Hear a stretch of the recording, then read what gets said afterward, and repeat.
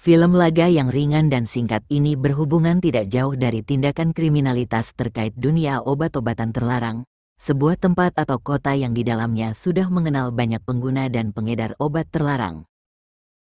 Paradoks efek. Dalam dunia medis atau obat-obatan, efek paradoks adalah efek dari penggunaan obat-obatan yang sulit diketahui reaksi dan efek sampingnya atau tidak sesuai yang diharapkan karena kandungan kimia yang kompleks. Pada bagian akhir cerita film nanti, pemaknaan akan arti judul efek paradoks ditunjukkan secara tersirat, dengan adegan penutup yang meninggalkan pertanyaan. Namun sebelum sampai ke situ, dari awalnya terlebih dahulu, pembuka film diawali dengan penunjukan seorang bos mafia bernama Silvio, yang memperlihatkan ketegasan dan keberingasannya dalam menghukum seseorang, hanya untuk mendapatkan apa yang diinginkan.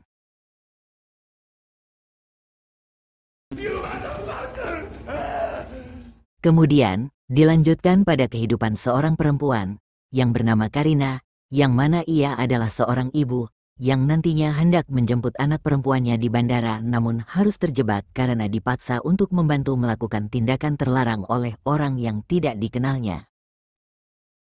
Ia bekerja di tempat sayur atau tempat memasak atau semacamnya.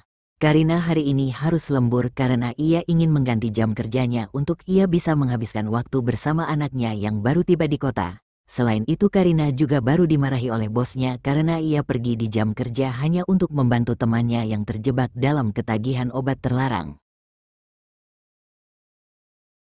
Ketika tiba waktu selesai ia bekerja, dan ia hendak pulang, di luar ia menyaksikan tindakan pembunuhan tepatnya di jalan dekat dengan tempat bekerjanya. Karena Karina melihat kejadian itu, si pembunuh takut akan saksi mata sehingga pembunuh tersebut langsung mengejar Karina.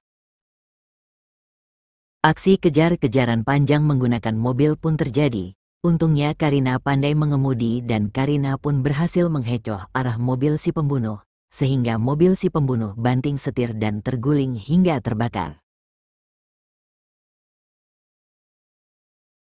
Naasnya, akibat pengelabuan kejar-kejaran tersebut, mobil Karina juga tersentak keras dan cukup untuk membuatnya pingsan. Ketika Karina sadar dan hendak menyalakan mobil, ketidakmulusan nyala mesin mobilnya membuat si pembunuh yang dalam keadaan terluka dan masih bisa berjalan itu langsung menodong Karina dengan senapan. Si pembunuh itu kemudian menyuruh Karina untuk mengemudi dan pergi ke tempat yang dikehendaki si pembunuh. Keduanya kemudian menuju apotik untuk meminta obat untuk mengatasi luka pada perut si pembunuh. Setelah itu, keduanya pergi ke tempat kontrakan Karina untuk melakukan penanganan luka pada perut si pembunuh.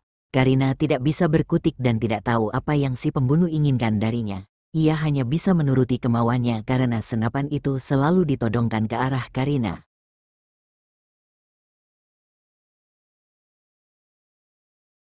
Di momen keduanya berada di kontrakan Karina, di sini kita mulai diberitahu bahwa si brewok pembunuh ini sebenarnya adalah seorang polisi yang sedang berusaha melunasi uang kerugian bisnis yang miliki Silvio si bos mafia tua yang diperlihatkan di awal film. Si brewok ini terpaksa melakukannya karena anak laki-lakinya ditahan sebagai jaminan.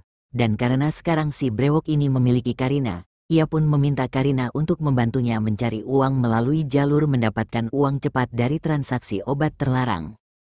Dan dari sini juga, semakin dibuat pasti akan latar belakang Karina yang ia sebelumnya pernah berkecimpung dengan penggunaan obat terlarang. Dan Karina juga mengatakan bahwa dirinya memiliki catatan yang belum bersih di kepolisian. Karina juga mengatakan kepada si brewok bahwa dirinya harus menjemput anaknya di pagi hari di bandara. Sehingga ia merasa berat hati untuk membantu si brewok yang sudah terpojok oleh ancaman tenggat waktu yang diberikan Silvio. Ia tidak memperdulikan lagi segala alasan yang diberikan Karina. Karina pun tidak punya pilihan lain selain harus menuruti permintaan si brewok. Karina dan si brewok pun kini mengatur COD dengan si pengedar narkoba. Di momen yang lengah, Karina memberanikan diri untuk lari dari cengkeraman si brewok. Setelah berhasil menjauh dari jangkauan si brewok, Karina langsung menemui polisi sekitar untuk meminta bantuan untuk menjemput putrinya karena si brewok yang sudah mengetahui mengenai anaknya yang hendak tiba di bandara. dan sudah pasti anaknya sekarang menjadi target si brewok. Polisi sekitar segera bertindak, namun dengan plot yang lemah eksekusinya, si brewok ini dibuat dapat dengan mudah mengatasi polisi sekitar, dan mengambil anak Karina di bandara. Si brewok juga dapat dengan mudah pergi dan menghadapi polisi sekitar yang Karina sendiri masih berlindung bersama mereka. Polisi sekitar ditaklukkan si brewok dengan mudah. Karina kini kembali lagi bersama si brewok yang sudah membawa anak perempuannya.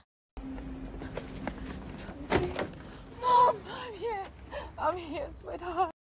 Namun si brewok sudah kehabisan waktu. Ia pun perlu menghadap Silvio, dan berharap Silvio akan memberikan toleransi, dengan ia membawa anak Karina sebagai jaminan tambahan. Karina tentu sangat marah dan mengutuk si brewok. Dalam waktu yang singkat, si brewok dan tentu bersama Karina harus mendapatkan uang. Lagi-lagi di sini Karina tidak bisa menolak kecaman frustasi si brewok. Karina pun berpikir. Ia kemudian teringat bahwa ia mengenali gembong pengedar yang ia belum lama ini ia baru berurusan dengan mereka.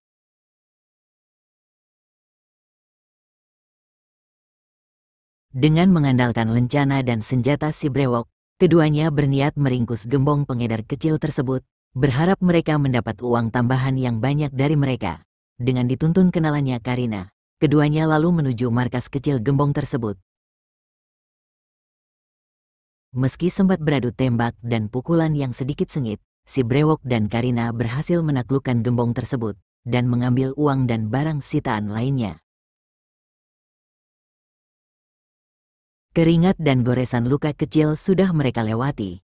Namun apa yang keduanya dapatkan nampaknya masih belum cukup untuk melunasi permintaan Silvio. Waktu tidak panjang lagi, si brewok berpikir mereka tidak mungkin akan mentolerir lagi. Keadaan kini sudah di ujung batas hidup dan mati. Si brewok bersama dengan Karina pun memutuskan untuk menghancurkan Silvio.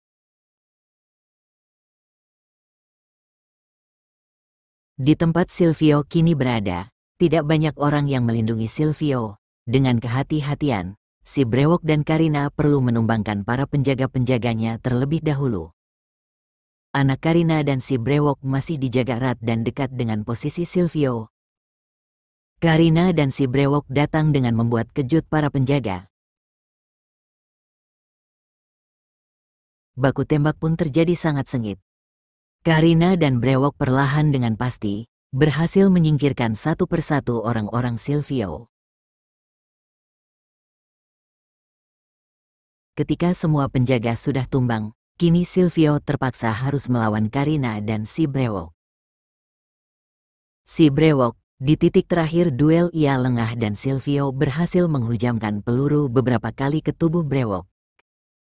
Karina sendiri, ia kehabisan peluru, sehingga yang perlu ia lakukan saat ini adalah menghindar. Ketika para rombongan polisi tiba dan Karina hendak menjangkau anaknya di mobil, Silvio hampir saja melesatkan peluru ke Karina. Syukurnya si brewok yang sedang sekarat berhasil menembak Silvio.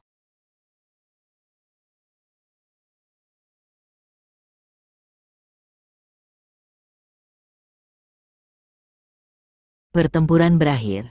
Karina beruntung. Ia membawa sejumlah uang yang ia dapatkan dari hasil meringkus gembong narkoba bersama brewok yang tidak diambil polisi. Karina dan anaknya kini terbebas, dan bisa hidup normal kembali. Dan dengan uang itu, Karina mencoba mendirikan bisnis sendiri.